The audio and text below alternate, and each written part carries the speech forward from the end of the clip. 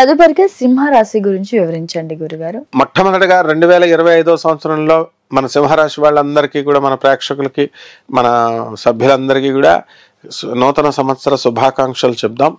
సింహరాశి వారికి ఈ జనవరి నెలలో విహారయాత్రలు వెళతారు. అనేక రకమైన టూర్స్ వెళ్ళిపోతారు. లాంగ్ టూర్, ఏదో ఇండియాలో ఉండి ఇండియాలో దర్శించడం కాదనమాట. ఫారెన్ నుంచి అమలాపురం, భీమవరం, కోడిపందాలు ఆడేయడానికి వచ్చేస్తారు అందరూ కూడా. కాబట్టి ఈ సంవత్సరం జుమ్ జామ్గా ఈ సింహరాశి వాళ్ళకి జరుగుతుంది. అసలే ఈ సింహరాశి వాళ్ళ డబ్బుకి వెనకాడరు వీళ్ళు, జనరస్ ఎట్ హార్ట్. అందువల్ల పేదలకి అందరికీ కూడా చక్కగా చేసుకుంటూ, దాన ధర్మాలు చేసుకుంటూ డబ్బుకు చక్కగా ఖర్చు పెడతారు. కాబట్టి వీళ్ళకి పేరు ప్రతిష్టలు ఈ నెలలో మారుమోగపోతే, అబ్బా సరితకు వచ్చిందా, అబ్బా మంజుకి వచ్చిందా, మంజుషకు వచ్చిందా అన్నట్టుగా వీళ్ళంతా కూడా చాలా సంతోషపడతారు. అమెరికా నుంచి వచ్చారు వీళ్ళు అని, అలా మాకేం తెచ్చిందో అని అంత వినోదాలతోనే సాగిపోద్ది ఇక్కడ.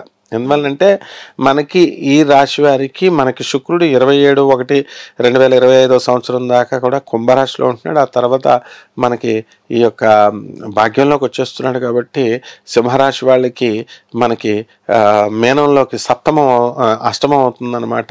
అందువలన ఈ లాస్ట్ 3 రోజులు బాగుండదు, కానీ మిగతా 27వ తారీఖు వరకు వీళ్ళు జుమ్జాముగా గడిపేస్తారు. ఇక వృత్తి, వ్యాపార, ఉద్యోగ విషయాల్లో డబ్బులు వస్తాయి, జీతాలు, సెలవులు వాడుకుంటారు. ఇప్పుడు తీర్థయాత్రలు ఎక్కువ చేస్తారు.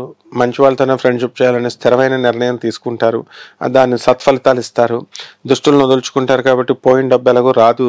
ఇతరులకి అందరికీ కూడా 10 లక్షలు 5 లక్షలు పంతులు గారికి అవనివ్వండి, ఫ్రెండ్స్ కావనివ్వండి, వాళ్ళు అడుగుతున్నారని హెల్ప్ చేసుకుంటూ వెళ్ళిపోయారు. పాపం దయ, వాళ్ళకి తెలుసు వీళ్ళు మోసం చేస్తున్నారని. కానీ సింహరాశి వాళ్ళు ఇచ్చుకుంటూ పోయారు 2024లో.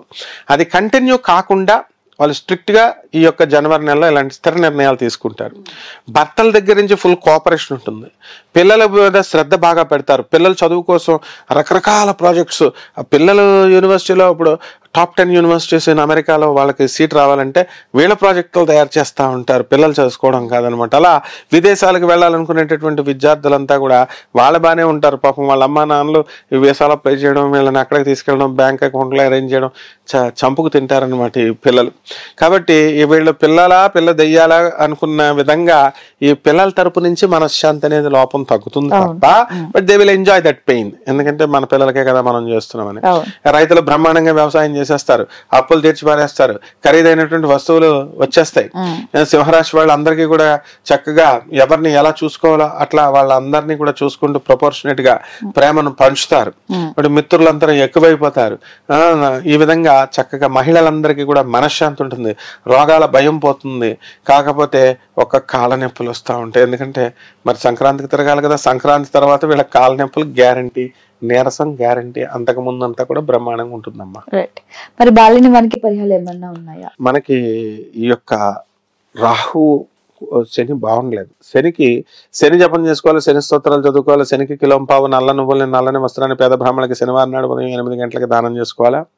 అలాగే రాహు బాగుండలేదు కాబట్టి రాహు జపం చేసుకోవాలి, రాహు స్తోత్రాలు చదువుకోవాలి. రాహు కిలోంపావు మినుముల్ని ఆవుపేట రంగు ఉన్నటువంటి వస్త్రాన్ని ఇచ్చి పేద బ్రాహ్మణులకి శనివారం నాడు ఉదయం 8:05 దానం చేసుకోవాలా.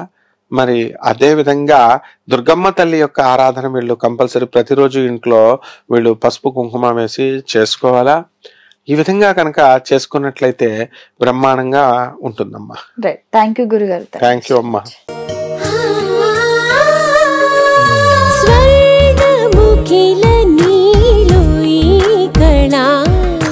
వజ్రవైడూర్యాలంకరణం మణిహారం మహాద్భుతం సంతోషమి ప్రతిక్షణము ఇక శుభప్రదముగా నీవు రాగసిరుల వేడుక సంతోషం ప్రతిక్షణం. మానిపల్లి జ్యువెలర్స్.